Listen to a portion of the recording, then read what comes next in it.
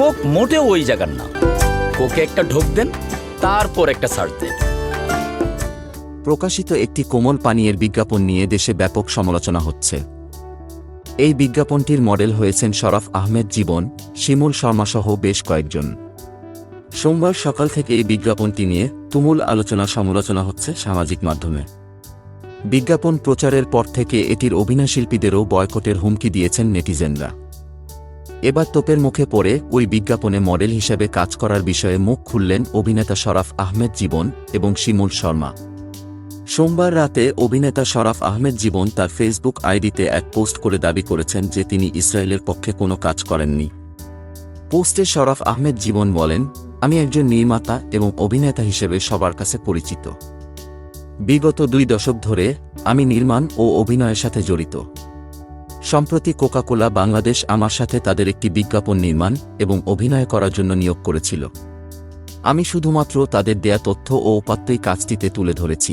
বিজ্ঞাপনটি প্রচার হবার পর থেকে আমি আপনাদের অনেক মিশ্র প্রতিক্রিয়া লক্ষ্য করছি এবং আপনাদের প্রতি সম্মান জানিয়ে আমি আবারও বলতে চাই, কাজটি শুধুই আমার পেশাগত জীবনের একটি অংশমাত্র। ব্যক্তিগত জীবনে আমি সবসময় মানবাধিকার বিরোধী যে কোনো আগ্রাসনের বিপক্ষে দাঁড়িয়েছি এবং আপনাদের অনুভূতি ও মতামতের প্রতি শ্রদ্ধাশীল থেকেছি।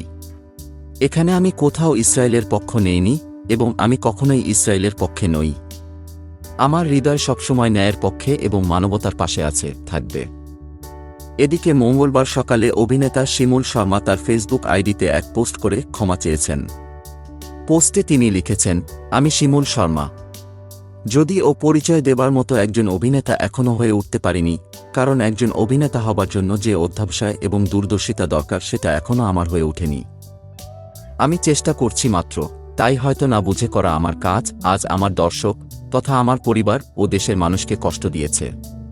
আর আমি ভবিষ্যতে কোনো কাজে অভিনয় করতে গেলে অবশ্যই আমাদের দেশের মূল্যবোধ, মানবাধিকার, মানুষের মনোভাবকে যথেষ্ট সম্মান দিয়ে বিবেচনা করে তারপর কাজ করব। আমি মাত্র আমার জীবনের পথচলা শুরু করেছি। আমার এই পথচলায় ভুল ত্রুটি ক্ষমাসুলভ দৃষ্টিতে দেখবেন এবং আমাকে ভবিষ্যতে একজন বিবেকবান শিল্পী হয়ে ওঠার জন্য শুভ কামনায় রাখবেন। ধন্যবাদ সবাইকে।